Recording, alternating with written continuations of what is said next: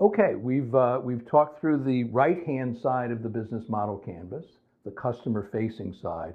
It's time to talk about the other side of the business model canvas a little bit, just as an introduction before we get started. We're going to pay much less attention to this side of the business model canvas in this course. In 12 weeks, it's logical to think that maybe we could find a value proposition for a customer segment. Maybe we'll find product market fit. It's not logical to think that we're going to get the whole business model nailed down in 12 weeks. It may happen, but it's not likely, and you don't want to lose focus. You want to pay attention to the customer-facing side first. But on the other side of the business model canvas, in the sectors that are numbered 6, 7, 8, and 9 here, are these sort of internal sides of the business. These have to work right for the business to work, but they're not as important to nail down right away, except if they're gotchas. You have to sort of nail down the main things first. The key partners is a question of what are you going to do yourself, and what are you going to have other people do for you? I'm sure you've heard the term core competencies about a business. This is the things that you really do well, that you're doing, that are unique, that no one else is doing. The other stuff, why not have someone else do it if you can? That's where partners come in. So the question here on the business model canvas is, who are these key partners? Who are your key suppliers? Because they're a very important kind of partner, particularly if you're in the business of making physical goods. And what are you getting from them?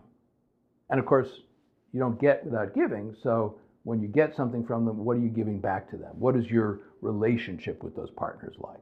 That's the key partners part of the business model canvas. Key activities are the core competencies. Those are the things you're going to do yourself. What do you need to do? And what can you do well? Do you need to do manufacturing? Is manufacturing something you're going to outsource, or is it something you're going to do yourself? Are you good at it? Are you great at it? Maybe that's a key activity for you. What about software development? You have to do that. What about securing intellectual property? You have to do that. Key activities are things that you must do in order for your business to be a success. Resources are, what do you need to get your partnerships done, and what do you need to get your activities done? What do you need in the way of money? What do you need in the way of physical space? What do you need in the way of manufacturing space, office space? What geographies do you have to operate in? What do you need in terms of intellectual property? What patents do you need? What copyrights do you need? What trade secrets do you need to protect? What do you need in the way of human resources? How are you going to find the talent that you need? What are the talent groups that you need, and how are you going to locate them? That's the sort of question of key resources. Resources, activities, and partners are sort of a balancing act. They all go together. You might need a key resource but not need or want to supply it yourself, in which case you have to find a partner who will supply it for you. So you pin down the resources, they tell you what you need, you say which of the things are going to be your core competencies, those are your key activities, and you find stable partners to whom you can offer value to do the rest of the things. And then finally, last but not least, is the cost structure. What are the costs of your business?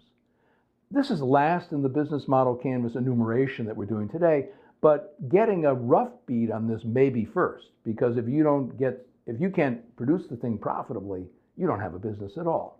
If it turns out that people are only going to pay 10 for something and it takes 20 to make it, you don't have a business. So you have to nail that down in some very broad terms before you get up very far with the business model canvas. It's a little bit akin to what happens with electricians on the work site. They're the very first people to do work on the work site because everyone else needs electricity, but then they come back and finish up later. So you get a rough idea of your costs to begin with, and then you come back and you finish it up later. The main points, the left-hand side of the business model has to do with how you do it. It's your internal processes. It's what you need to get the job done. What do you do yourself? What do you have others do? What does it all cost? Once again, let me remind you that the business model canvas is a living document. You're going to be putting down your assumptions. You're going to be correcting them as you go along. And then at the inflection points, you're going to have something that you can show to others and say, this is how my business works. Thank you.